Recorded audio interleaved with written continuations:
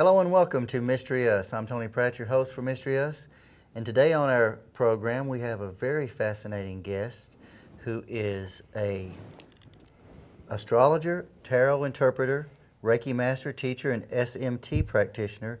She's written astrology columns for Las Vegas Karaoke Magazine, appeared on numerous television programs as an astrologer and a singer, and she currently hosts her own blog talk radio program and is on WSCA radio as their official on-air astrologer, the Cosmic Cupcake. She's a Scorpio with a rock and roll edge. Welcome to Mystery Us, Astro Girl Susie. Hi, thank you so much for having me on the show. I'm really excited. Now, Astro Girl, you've got over 25 years experience interpreting charts and tarot cards, and this interest kind of began when you were a child watching sitcoms on television that featured some gypsies like the Andy Griffith Show, and tell us about how that all led into your gypsy lifestyle. I was just, I was always that weird kid, Yeah. I was fascinated with astrology from, very early on. I think I had my first tarot deck. I grew up in Massachusetts, so Salem, right. That was our big, adventure. We would go out there all the time and see Laurie Cabot's shop and go to the Witch Museum and everything. And I got my first deck of tarot at the Witch Museum. It was the Gypsy Witch cards. And I just, and the connection with gypsies is just, I'm not one, that's not my heritage that I know of. I could be, but I just, as I grew up, that was a culture that always fascinated me. I loved the mystery of them and the colorful, clothing and the music that they played, and they were always telling people's fortunes, and that really resonated with me. And like I said, just being a Scorpio too, it's anything mysterious and unusual. I am a very typical Scorpio. So. Right. Now you're also a singer, and you have a gypsy wagon. Which is really cool. Like on the Andy Griffith Show, the gypsies had a gypsy wagon, and they were always in the forest singing the song, "We are gypsies, wild and free." Do you sing things like that, or you have a different musical style? Not yet. No. I've sung just about everything in my life. I mean, I started out singing. Oh God, I don't even know. I was singing stuff like Up With People and went into heavy rock and hardcore country and all kinds of stuff. So over the years, I've sung just about everything. But no, the gypsy music, as I was called to build this wagon, it was just an idea that came to me in a conversation I was having with somebody one day about, gee, wouldn't it be nice to have some place, where we could do readings, like some, a mobile reading place. And I just looked at this guy and I went, I always wanted to build a gypsy wagon. And the next thing I know, I was writing a business plan and putting this whole thing together, and I had just, everything fell into place. I found the right person to build it. And so what I've been doing over the last month since, this whole thing came up is really crash coursing in the gypsy culture and learning as much as I can about it. The more you learn, the more you realize you'll never learn all of it. It's intentionally deceptive on many levels, and that's not a negative term. To them, it's just, they just don't want everybody knowing their business, and I get that. And but there's so much to it, and so the music, to tie that in, that's just a part of it. And I've just immersed myself in all this amazing what's called gypsy music, and it comes from everywhere. Yeah. I mean, because that's what their culture is. It's from everywhere. They started out in India, but they've encompassed everything. And the wagon that I built it's a wagon that is in the style of I believe it's pronounced Reading, England is where they were built, and it's the style that has the slanted walls and the curved roof. It's really cool looking, and we'll have a clip of it and everything so people can watch, and let's just say we inserted the clip right here, and then people can see what the gypsy wagon looks like, and it's so authentic, even though it's not. I mean, that it just gives it more of a cultural experience, and also it's more private. That way, I guess if you go to big events and stuff, and there's all kind of people around, and you're trying to give somebody a reading, sometimes there can be distractions, but that way you can kind of bring them into the gypsy wagon and give them a very personalized setting. Yep. Yep. Very cool. And that's exactly what it does. And that was a big part of why I wanted to do it, was to have that experience be more intimate, because I get a lot of calls for parties and and you know, I end up doing readings on somebody's ironing board in their bedroom, or you know, right. or get, you know, I mean, I've had businesses have me, you know, come to their openings or these big events that they've had, and they want to put me in the room where the band is playing and all the people are partying, and oh, you can just be over here in the corner. It's like, right, yeah. okay, you know, I can do fun readings. They don't all have to be serious, but you got to be able to hear me. Sure. So yeah, so this is perfect. It's like the food trucks, you know, they show up, everybody knows you're there.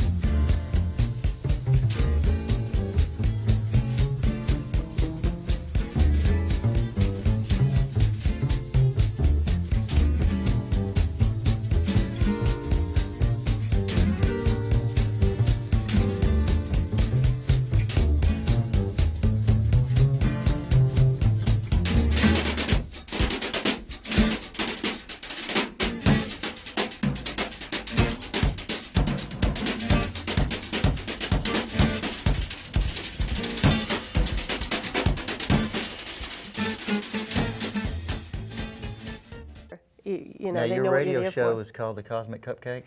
Yeah, Is that right? that was a nickname is that I both got. radio shows, or just one of them is called it? Both of them? Kind of. The nickname came from, there was an astrologer named Daryl Martini, and he was one of my heroes in Boston. I couldn't wait for his forecasts, you know, every week on WBCN, and he was such a character. I wish he was still around, because I would have loved to have met him. I never did meet him.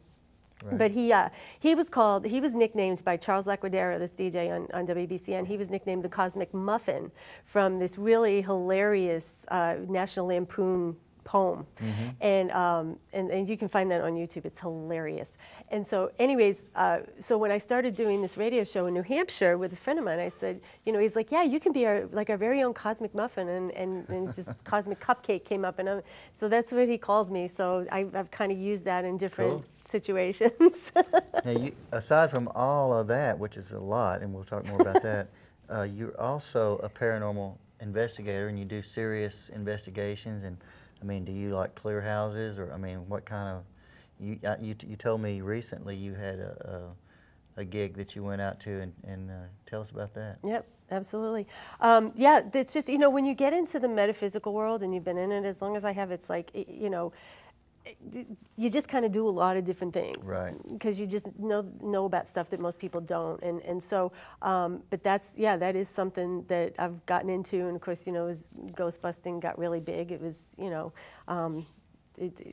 there's more opportunities to do that. But yeah, we just cleared for somebody in the family, actually. They had some.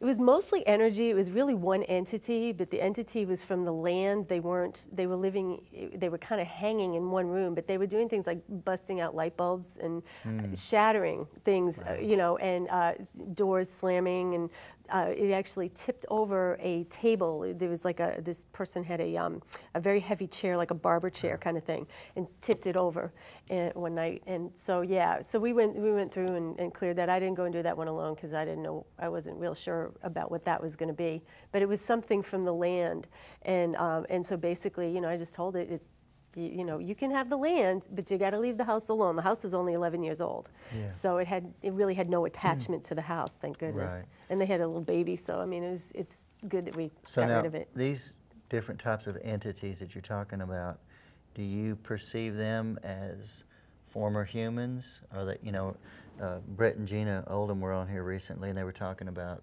that ghosts they define as spirits that are still here on this earth, and spirits are, and they call it just spirits, departed loved ones that are on the other side, but they can come back and forth, I guess. And so, is that how you feel about it? Or? Yeah, there's earthbounds, which that's, you know, like us, and we're just stuck somewhere, and you know, we can't find our way into the light or whatever. Right. But then there's other entities. Yeah, there's dark beings and there's weird stuff that goes on. And you know, this planet is inhabited by all kinds of energies. It's all, you know, that's the bottom line though. It's all energy. Right. We're energy, it's all energy. But yeah, there's different types. And so yeah, you kind of have to go in and know what you're dealing with first before you can figure out what to do with it. Right. Do you look at it? We're energy, it's all energy. But yeah, there's different types. And so yeah, you kind of have to go in and know what you're dealing with first before you can figure out what to do with it. Right. Do you look at it as demonology, or I mean, is that a term you don't necessarily believe in, demons, or? No, I mean, you know, I shy away from some of those words, you know, like psychic and demons and that kind of thing, because they have such bizarre connotations and people freak out, and it's got especially religious connotations all and this stuff. religious stuff. But yeah, there's dark energies that are here. Yes, Right. absolutely, they exist in the world, and there are, you know, you have to have the dark to have the light, and so there has to be a balance. And there's periods of time where we're overcome more with the dark energy and as a planet than other times where, you know, and people feel it and they know it. They just don't call it that, or they don't know, you know what that is. But I have not yet done a house clearing or anything like that where I've dealt with something, the equivalent of, you know, like The Exorcist or something, you know. I don't think I would. You know, I just like to make houses feel good for people, care or no. So, you know, they're all just things, people, whatever.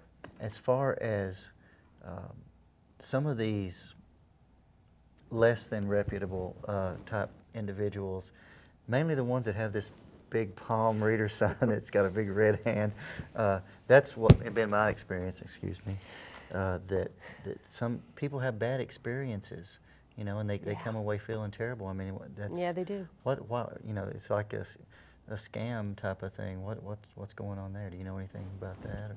Yeah, I do. What are your feelings on that one? You got a soapbox around here I can stand on it.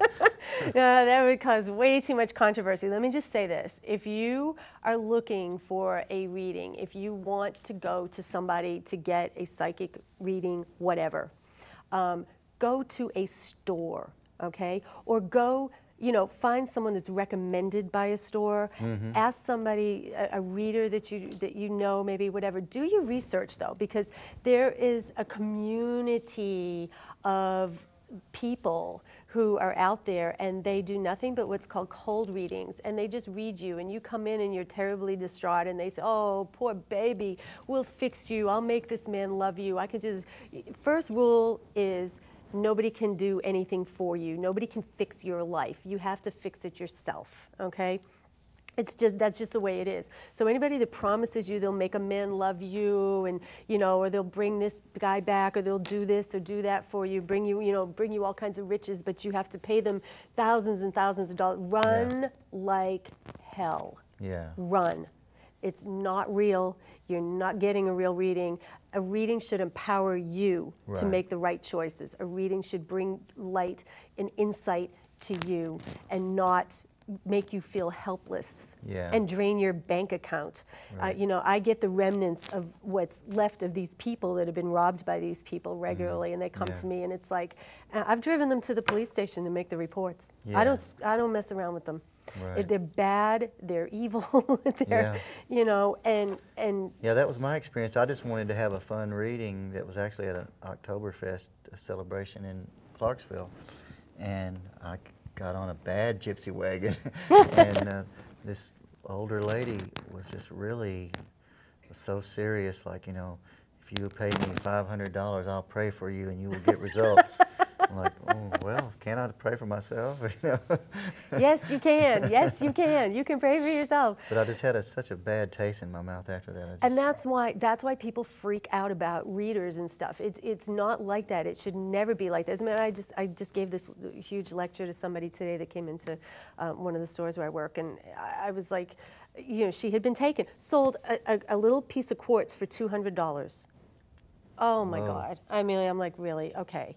So you got to do your own research, and you got to, you know, you got to you can't be looking, you know, some people, they want somebody to fix them and they'll pay anything to give them some hope. But, you know, find somebody who's reputable, please. But false hope is not good in the end. No, and you know, and there's bad readers out there. I mean, and there's readers that you just won't connect with, you know, that maybe not a great experience. So you've got to do the research. But always, like I just tell people, go to a brick and mortar store, like where there's people, there's retail stuff, where they have a reputation, you've heard of them before, and if you don't like any of their readers, they can refer you to people, because I know there's readers that have gone through some of the stores that now read out of their homes and things, and that are really fantastic in Nashville and anywhere really. But you want to start at the stores, because that's, you know, they're not going to pull that, because they'd be shut down in a minute, you know. You were talking about living in Salem, Massachusetts, and the witches and everything. How do you advise people that are dabbling in witchcraft or the occult or dark arts type things, or messing with Ouija boards, for example? What do you tell people about that kind of stuff? I really don't have any judgment about that. Yeah. You know, no, get me going about these other people, yeah. But, you know, no, everybody has their own path, and I'm cool with that. It's like, I choose not to do that. When I was younger, of course, everyone had a Ouija board, you know, in my age group. Parker Brothers. Yeah, and I found it to not be very a good thing for me to play with. I also found that dabbling in the, you know, other arts, you might say, were not very good things for me to dabble in. I was doing them with ill intentions, so. Yeah. You can, any of you know, Wicca is a beautiful religion. It really is. It's about the earth, and it's about connecting. You know, the pagans are all about connecting with Mother Earth, and they just do it different, you know, than other people. And so they have rituals and they have things. And for me, it just, once I realized how beautiful it was, it just got to be, well, you know, it's a little complicated for me. Yeah. It just didn't suit me. You know, like some people are one, you know, you find your own path, and it's just not my path. So I would never, you know, I wouldn't necessarily advise anybody not to do it. It's, you know, you get with a really good coven that's doing some positive work and making some really positive changes and empowering people, instead of always watch that. Are they taking your power, or are they empowering you? Right. And yeah, I mean, it can be really helpful. And you do all level of events, everything from private birthday parties to huge corporate events or festivals, carnivals, whatever. But as far as, you know, and you advise people, like you said, about their personal lives and problems, or finance or romance, or, you know, that type of thing. But do you ever make predictions, like psychic predictions, or do you ever, you know, have knowledge of more broader scale type events? Yeah, once a year I will put together my annual predictions, and that's a type of astrology that's called mundane astrology. And we're just talking about astrological now. Every day, every time I do a reading, I'm making predictions based on the planetary motions. I use tarot in my readings as well. And so, you know, we're looking at mostly insights, though. You know, it's like, okay, this guy, well, look, you know, he's probably never really going to commit to you because he's got a problem over here. It looks like he might have some alcohol or drugs or something going on here. Oh, yeah, that's what well, you know, it's an easy prediction, you know, when you see something like that. But you know, I mean, in specific things, I mean, it's, you know, it's always kind of fun when somebody says, oh my God, everything you told me happened exactly that way. It's like, wow, that's really cool. But it's not about that, you know, as much. But as I said, once a year, I'll go and I'll do like an annual, you know, I'll do a class or whatever. Do you ever have like that alcoholic guy come up to you later and say, hey, I want to read, you know, tell me where I go from here? I had two people. We do these things at Goddess in the Moon, as a matter of fact. We do these round tables. And there was an event that we did. Is 5 people at a table, and you read each person, and then the next person comes to the table, and they read everybody. You know, it's a blast. It's really, really fun. She does these 2 or 3 times a year. Anyways, I had a couple sitting at a table one day, and I saw he was ready to leave her. And she was really, you know, controlling him, and she controlled his whole read. I mean, it was crazy, and I'm just sitting back and I'm going, so your next year will be full of changes. Like, what am I going to say? The couple, they're sitting there together, you know? Yeah. So, yeah, you can get into some uncomfortable situations. But you know, one thing I don't do, I don't lie, but I'm very careful about my words. Only by omission. You just leave certain things out unsaid. Yeah, just, you know, changes can mean a lot, you know? Now, if people want to contact you, and we'll have your contact information up throughout the show, but tell us how, any websites or email or phone number that you want to give out. It's real simple. It's astrogirl12.com, ASTROGIRL 12.com. Don't forget the 12. There's a lot of Astro Girls out there, but I picked the 12. The 12 signs, 12 houses. So the 12 is a very magical number. But astrogirl12.com, and that has everything out there. As a matter of fact, there's even a link on that on my website to the Gypsy Wagon. And you can see a little video of it. Well, the video, you'll have this on the show. Here, yeah. And get information about that, about renting it. The Gypsy Wagon is for rent. It's been doing all kinds of really cool fairs and festivals and stuff, but you can rent it for parties and whatever, any events you have. It's great, it's a great thing, like if you have a store that you're doing like an anniversary party or or an opening or something, you park that thing out in front of it, people are going to come by to see it. It's gorgeous at night with all the lights and everything. And people need to, you were giving me you were doing a little bit of my chart before the show, and people need to know what hour, if possible, of their birth, because that's very significant, right? Not just the day and year, but even the hour. Right. Now, if you don't not come, because what we do is we use noon as the time. Well, you generalize, and because the certain planets are going to be hitting certain planets no matter what. If you're doing Right. transits to natal, astrologers will know what that means. But but yeah, so we can guesstimate. But there's also a way, if you really want to know. Like I did this for somebody, and it blew his mind. He was so happy. He never knew his birth time because he was adopted, and the records were sealed or whatever, and he could never find them. And so we did something called rectifying, and that is, I'll ask you a series of questions and kind of adjust the chart back and forth until we come up with your accurate birth time. And it's really cool. It just takes a really long time to do that.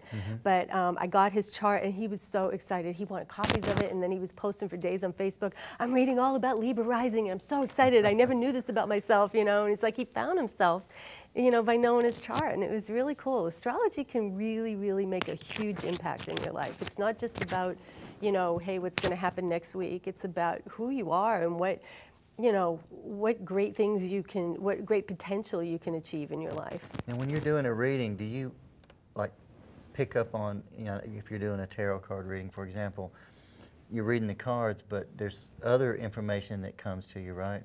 Separate from, that's just kind of a...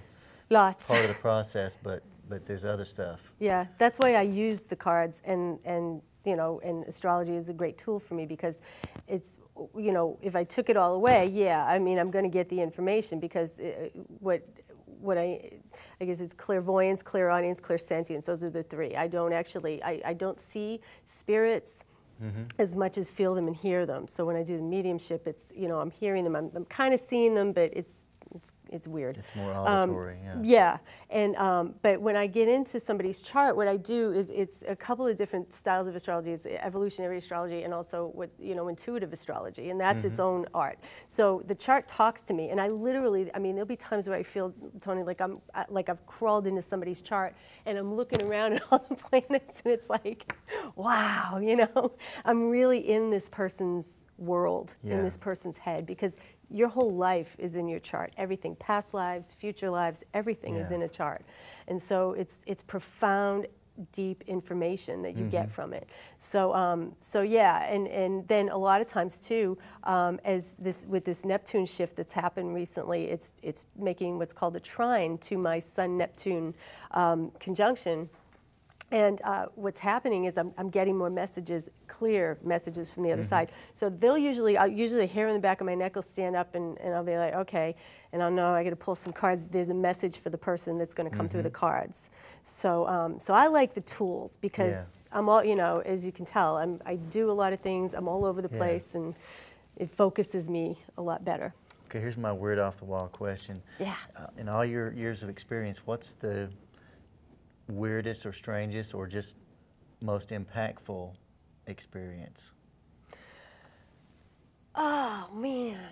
I know it's hard to weirdest or judge strangest? them because there's so many, but yeah. just give us one. Just one of the quirky ones. Oh my God. I was gonna, you know, you caught me off guard with that one. There really have been such strange ones. I guess the one that keeps coming to mind, I guess, is the one I should share. It's really not that big a deal. It's very common, but it was so specific that it kind of almost blew me away. Right. I did a phone reading for a lady, and she called me up. She said, I have a job interview in an hour, and I need to know if, you know, are they going to offer me this job? My friend hooked me up with this, and she said that the lady's going to make me an offer right there today. So I flipped the cards. I'm like, no, no, and the woman wouldn't stop. And I'm like, no, stop talking. Okay. No, you're going to walk in. You're going to interview with 2 guys. They're going to tell you that you're not qualified for the job, but there is somebody else who's going to interview you, a woman. She's going to offer you a job in her department, but it's going to take a couple of weeks before they get you in there because something has gone on in there. There's some confusion. And do you know, she called me and she kept saying, no, no, no, no, no, no, no, no, that's not going to happen. That's not going to happen. She called me the next day. She said, oh my God, I walked in, 2 men interviewed me. First of all, she kept telling me she was going to be interviewed by a female that her friend knew, right? She said, 2 guys were my interview. And they told me, we realized during the process that I was missing some of the skills for that job. She said, while we were sitting there, they asked me if I'd like to interview with another woman who just had someone quit in her department the day before. And I met with her, she loved me, and she's just waiting to make an offer. They're doing all the preliminary paperwork for her to make me an offer. That's so and cool. I was like, really? I mean, like that blew me away. I was like, yes. Yeah, that is very specific. That was, that one got me. That's pretty exacting. Well, Astro Girl Susie, I got one final question real quick. I won't ask you who's going to win the election, but who's going to win the debate?